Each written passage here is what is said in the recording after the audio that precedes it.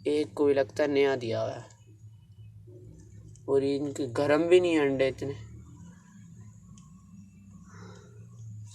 कभी हाथ नहीं लगाते। फुल कुड़क मारी हुई, उठ भी नहीं रही।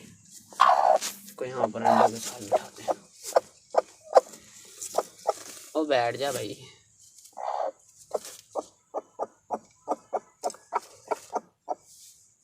तो उसको बंद कर देते हैं, ऐसा ना फिर यहीं कहीं से अंडा निकला पड़ा और घर वालों से पिटाई लग जाए कि ये है। तो इंशाल्लाह इसके भी 21 दिनों तक अंडे निकल आएंगे, और ये अगले महीने की 11 तारीख को निकलेंगे बच्चे इसके।